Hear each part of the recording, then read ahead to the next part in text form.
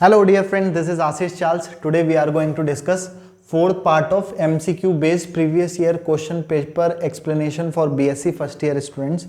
तो हम ये BSc फर्स्ट ईयर स्टूडेंट्स का जो क्वेश्चन पेपर आया था लास्ट ईयर का उसको हम सॉल्व करने वाले हैं। ये लास्ट पार्ट है हमारा, 50 क्वेश्चंस हम अब सॉल्व कर लेंगे इस वीडियो के बाद। तो BSc फर्स्ट ईयर वाले के लिए हिंदी इंग्लिश फ़र्क नहीं पड़ता, आप लोग बस ध्यान से सुनते रहो। सारे क्वेश्चंस को हम एक्सप्लेनेशन के साथ आपको समझा देंगे, तो ध्यान देते रहें। क्योंकि ये 50 क्वेश्चन लिखे में मैं हमेशा ही सारी वीडियोस में मैंने लास्ट से क्वेश्चन को एक्सप्लेनेशन दिया है, क्योंकि मैं इसको रब कर दूंगा फिर मेरे पास स्पेस बचता रहेगा बाकियों के एक्सप्लेनेशन के लिए। तो आओ सीखें।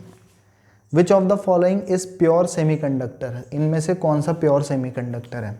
तो देखो 14 ग्रुप पीरियोडिक टेबल के 13th, 14th और 15th ग्रुप के एलिमेंट सस, सी, जी, सन, पब, कार्बन, सिलिकॉन, जर्मेनियम, टिन और लेड।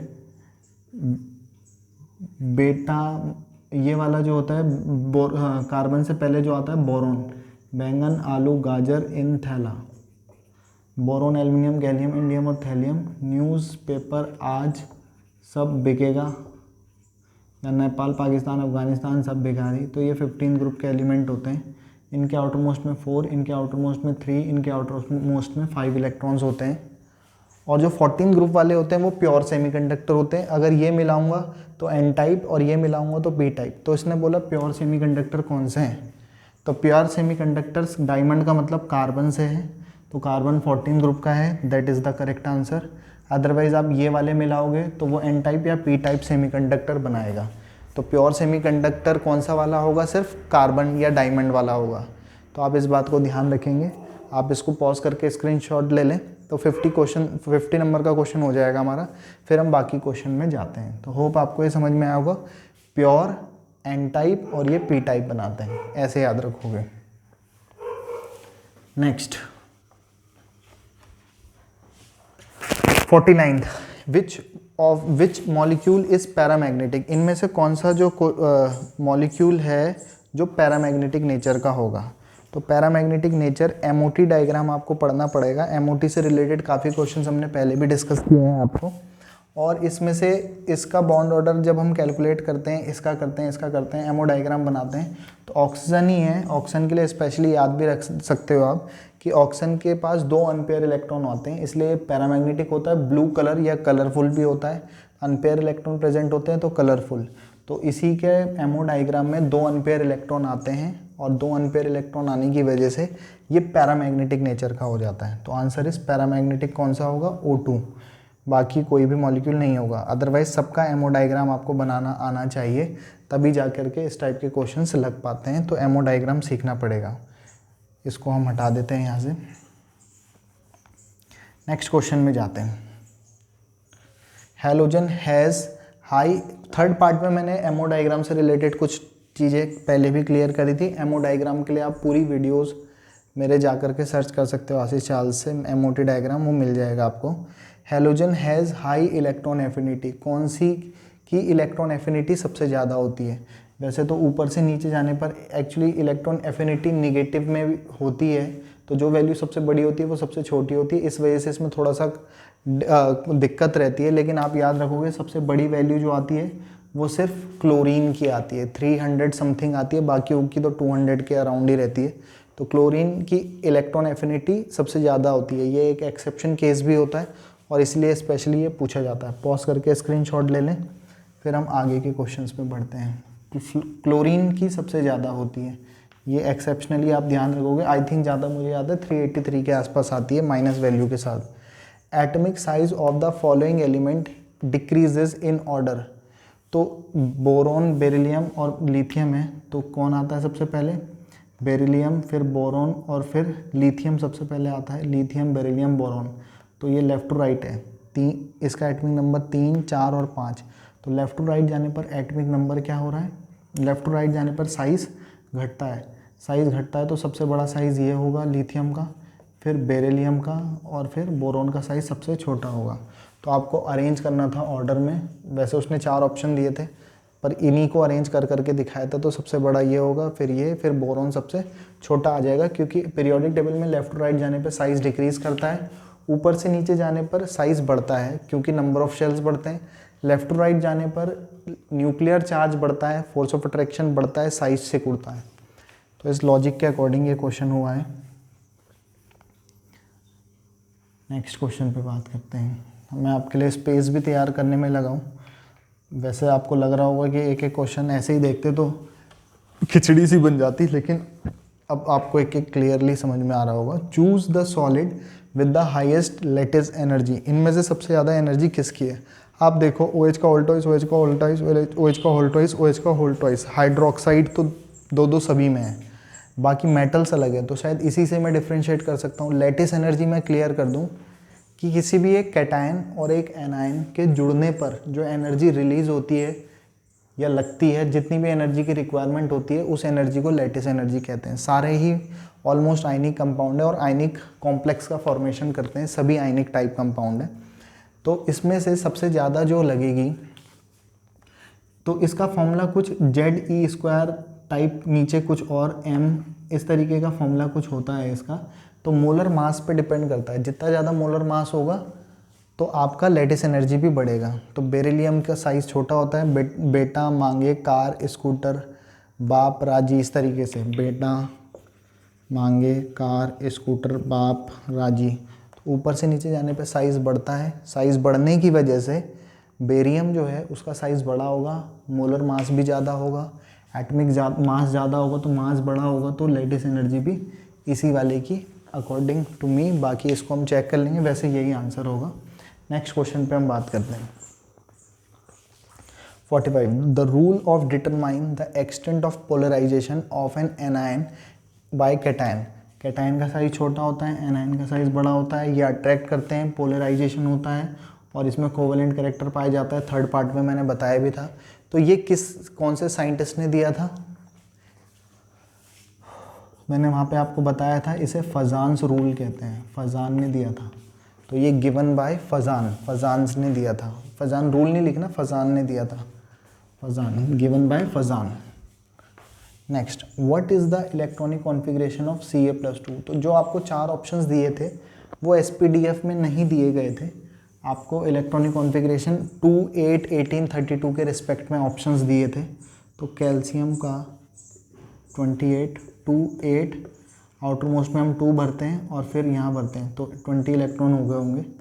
तो Ca+2 के लिए पूछा है, तो Ca+2 के लिए 2, 8, 8 ये 2 इलेक्ट्रॉन दे दिए, तो +2 में सिर्फ आउटर मोस्ट में 8 बचेंगे। तो that was the correct answer 2, 8, 8। 4 option थे, चारों में से ये वाला सही था। मैं चारों ऑप्शंस नहीं लिखे क्योंकि उसकी ज़रूरत नहीं है उन ऑप्शंस की। पॉज करके स्क्रीनशॉट ले लें और साथ में बने रहें। अभी हम और आगे बढ़ते हैं, तो हम नेक्स्ट क्वेश्चन को एक्सप्लेन कर लेते हैं आपके लिए। आओ सीखें, बोर ना हो, एंजॉय करते रहें साथ साथ। Which of the following compound is not ionic in nature. कौन सा आयनिक नहीं है? ये इलेक्ट्रोपॉजिटिव है, ये इलेक्ट्रोनेगेटिव, जब जुड़ते हैं तो आयनिक बॉन्ड बनाते हैं, that is also ionic. Calcium chloride is also ionic. Whether CCl4 में इलेक्ट्रोनेगेटिव है लेकिन कार्बन बहुत ज़्यादा इलेक्ट्रोपॉजिटिव नेचर का नहीं होता, तो ये कोवेलेंट बॉन्डिंग बनाता है और आयनिक नहीं बनाता है। तो correct answer is CCl4 according to question. अगर पूछा जाता आयनिक तो ये सारे आयनिक है, वही आयनिक नहीं है।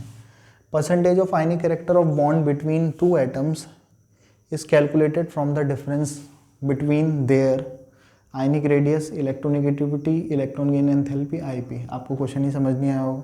तो उसने बोला है आयनिक कैरेक्टर निकालते हैं। तो आयनिक कैरेक्टर कैसे निकाला जाता है? आयनिक कैरेक्टर इलेक्ट्रोनेगेटिविटी में डिफरेंस के बेसिस पे निकाला जाता है। तो इलेक्ट्रोनेगेटिविटी किसकी ज़्यादा है किसकी कम है, उसे माइनस करके आपका आयनिक कैरेक्टर या आयनिक परसेंटेज निकाला जाता है। तो किस में डिपेंड करता है? इलेक्ट्रोनेगेटिविटी पे डिपेंड करता है। तो percentage of ionic character is calculated by the difference between their electronegativity. ये बात ध्यान रखोगे। 41 density of a crystal remains unchanged as a result of. डेंसिटी जब सेम रहती है तो ऐसा कौन सा डिफेक्ट है सॉलिड का कि जिसकी वजह से डेंसिटी पर कोई फर्क नहीं पड़ता? वैकेंसी डिफेक्ट, इंटरस्टिशियल, फ्रैंकल या शॉर्ट की। तो फ्रैंकल में क्या होता है, आपका एनायन जो होता है वो अपनी लैटिस पोजीशन पे फंस जाता है तो कोई भी कैटायन एनायन अपनी जगह से नहीं जाता, और नहीं जाता तो वो फ्रैंकली डिफेक्ट है, क्योंकि डेंसिटी कैटायन एनायन बाहर नहीं निकलते, बाकियों में निकलते हैं तो वो वहीं रहते हैं, तो डेंसिटी सेम रहती है, डेंसिटी कांस्टेंट रहती है, तो फ्रैंकल में सेम रहती है। When a pair of cation and anion are missing, किसी सॉलिड के क्रिस्टल में से कैटायन और एनायन दोनों ही बाहर चले जाते हैं, तो मैं उसको ऐसे याद करवाता था, शॉर्ट हो गए, पॉजिटिव भी और नेगेटिव भी शॉर्ट हो गए, अपनी पोजीशन को छोड़ के चले गए, दैट इज़ कॉल्ड शॉर्ट की डिफेक्ट सिंपली। तो जब कैटायन और एनायन दोनों मिला करके अपनी पोजीशन को छोड़ के चले जाते हैं, दैट इज फॉर्म्स शॉर्ट की defect. How many radical nodes does a 4s orbital possess. अब इसी टाइप के क्वेश्चंस के लिए ही ये वीडियोस बनाई जा रही हैं, क्योंकि आप पढ़ लोगे, आपको 4s के लिए तो आप याद कर लोगे, लेकिन बाकियों के लिए आप नहीं कर पाओगे, तो उसमें आपको प्रॉब्लम आती रहेगी। तो देखो, इसका एंगुलर नोड आपने अगर याद किया होता तो आपसे बस फिर यही क्वेश्चन लगता, 5s के लिए पूछ देगा, 6s के लिए तो आप नहीं कर पाओगे। तो एंगुलर नोड का फॉर्मूला L से दिया जाता है, जबकि रेडियल नोड का फॉर्मूला जो है, जो उसने पूछा है, उसका फॉर्मूला होता है n माइनस L माइनस 1। अब देखो 4s के लिए पूछा है, 4s 5s 4p 5p 3d किसी के लिए भी पूछे, सब निकाल सकते हैं। तो आपके पास 4s n equal to 4, s किस चीज़ को बताता है, l की वैल्यू 0 होती है तब इलेक्ट्रॉन s में होता है, l की वैल्यू 1 होती तो p में होता, d होती तो 2 में, l इक्वल टू 2 होता, 3 4 f होता तो आपके पास l इक्वल टू 3 आ जाता। तो इस तरीके से देखते हैं, तो l की वैल्यू तो 0 हो गई, n की वैल्यू ये आ गई, तो रेडिकल नोड निकालने आपको या रेडियल नोड, तो n की वैल्यू आपको पता चल गई होगी कितनी है, 4 माइनस l की वैल्यू 0 और minus n minus l minus 1, जो कि आपके पास कितना आ जाएगा, 3 आ जाएगा। तो रेडियल नोड जो आएगी वो कितने आने वाली है, 3 आने वाली है। अगर वो एंगुलर नोड पूछता आपसे तो angular node equal to l की वैल्यू कितनी है, 0 s ऑर्बिटल के लिए, तो एंगुलर पूछता तो l इक्वल टू 0 आंसर होता। तो इस तरीके से आप याद रख सकते हो, ये फॉर्मूले इंपॉर्टेंट है, क्वेश्चन अब कैसा भी आए वो आप कर सकते हो। The total probability of finding the particle in space, किसी भी पार्टिकल, इलेक्ट्रॉन प्रोटॉन न्यूट्रॉन जैसे पार्टिकल्स की प्रोबेबिलिटी फाइंडिंग, प्रोबेबिलिटी निकालने की, किसी इलेक्ट्रॉन के प्रोबेबिलिटी फाइंड करने का किसी स्पेस में 100% चांस होते हैं। 100% के लिए बहुत सारे ऑप्शन थे, इसमें 0 था, इन्फिनिटिव था, 1 था, तो 100% यानी कि 1 will be the answer according to me. बाकी I am 99% sure, maybe इसमें कुछ गड़बड़ हो सकता है, वैसे नॉर्मलाइज्ड वेव फंक्शन के लिए 1 ही 100% प्रोबेबिलिटी आती है, तो 1 ही आंसर सही है। एक बार फिर से आप चेक कर सकते हैं इसको। Otherwise the concept of matter wave were suggested by, concept of wave वाले फंक्शन को किसने दिया था, वेव वाले मैटर को किसने समझाया कि पार्टिकल वेव की तरह पाया जाता है। तो answer is de Broglie uncle थे, जिन्होंने वेव के बारे में बताया था, वेव की तरह भी बिहेव करता है और पार्टिकल की तरह भी बिहेव करता है। तो कोई भी पार्टिकल वेव की तरह बिहेव करता है, डी ब्रॉगली ने आपको समझाया था। Pauli's exclusion principle stated that, अगर आप ध्यान से देखो तो यही क्वेश्चन एक ही पेपर में कम से कम 3 बार आया होगा।